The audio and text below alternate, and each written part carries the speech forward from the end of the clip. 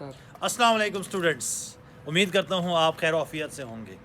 तो बहुत सारी रिक्वेस्ट थी हमारे पास कि economics of Pakistan BCom part 2 के क्वेश्चंस बताए जाएं। तो आज आपकी ख्वाहिश हम पूरी कर रहे हैं और आज हम आपको बताएंगे economics of Pakistan BCom part 2 के इंपॉर्टेंट क्वेश्चंस।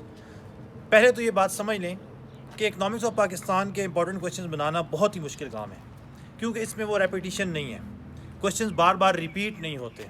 आप अंदाज़ा नहीं लगा सकते कि एग्ज़ामिनर आपसे क्या पूछने जा रहा है, लेकिन फिर भी हमने कोशिश की है कि अपने नॉलेज, अपने एक्सपीरियंस और पास पेपर एनालिसिस के बाद कुछ क्वेश्चंस आपको दिए जाएं जो आपको पेपर में क्या होंगे, हेल्पफुल होंगे। सबसे जो पहला क्वेश्चन है वो है ट्रांसपोर्टेशन एंड कम्युनिकेशन। मुल्क में इसकी इम्पोर्टेंस क्या है और इसमें क्या क्या प्रॉब्लम्स हैं।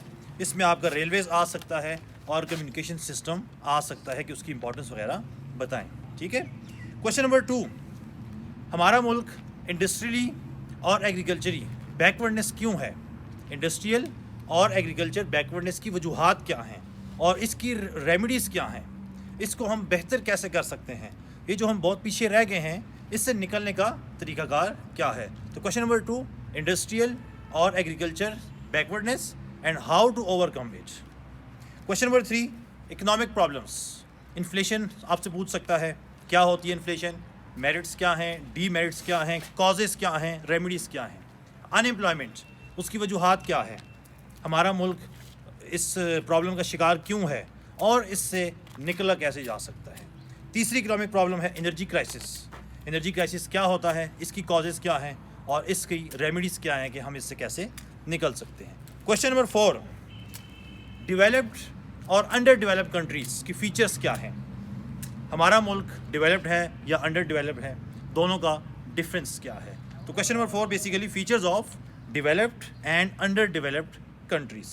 क्वेश्चन नंबर 5, नेशनलाइजेशन क्या होती है, इंडस्ट्रियलाइजेशन क्या होती है और इन दोनों का डिफरेंस क्या है, और किसी भी मुल्क के लिए नेशनलाइजेशन ज़्यादा फ़ायदेमंद है या industrialization. Question number 6, what is balance of payment? Balance of payment क्या है, बैलेंस ऑफ ट्रेड क्या है, दोनों का डिफरेंस क्या है?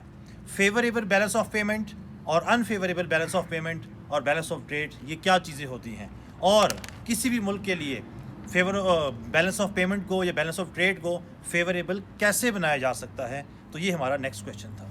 इसके बाद है आपके पास पाकिस्तान की मेजर एक्सपोर्ट्स क्या हैं और मेजर इंपोर्ट्स क्या हैं, और बैलेंस ऑफ ट्रेड के ऊपर इंपोर्ट और एक्सपोर्ट का फ़र्क कैसे पड़ता है। तो हमारी इंपोर्ट्स कम होनी चाहिए और एक्सपोर्ट्स हमारे पास ज़्यादा होनी चाहिए। इसके बाद इकोनॉमिक प्लानिंग क्या होती है, किसी भी मुल्क की इकोनॉमिक डेवलपमेंट में प्लानिंग का क्या रोल है, इसकी टाइप्स क्या हैं और इसकी इंपॉर्टेंस आपके पास क्या है। नेक्स्ट है कि अंडर डेवलप्ड कंट्रीज़, इसमें सोशल, इकोनॉमिकल, पॉलिटिकल फीचर्स, ठीक है, और इकोनॉमिक डेवलपमेंट को हासिल करने के जो ऑब्स्टेकल्स हैं, क्यों लोग कंट्रीज़ जो हैं इकोनॉमिक डेवलपमेंट नहीं कर पाती, ऑब्स्टेकल्स क्या क्या हैं, वो भी आपने इसमें मेंशन करने हैं। नेक्स्ट है इकोनॉमिक डेवलपमेंट को मैयर कैसे की जाती है, क्या इसके प्री रिक्विजिट्स हैं, कौन से मेथड हैं, कौन कौन से फैक्टर्स हैं जो इसको कैलकुलेट करने में हेल्प करते हैं। उसके बाद नेक्स्ट क्वेश्चन है कॉटेज इंडस्ट्रीज, समेडा, स्मॉल एंड मीडियम इंटरप्राइजेस, ये क्या होती हैं, इनके प्रॉब्लम्स क्या हैं और उन प्रॉब्लम्स का सोल्यूशन क्या होता है। तो ये आपका नेक्स्ट क्वेश्चन है।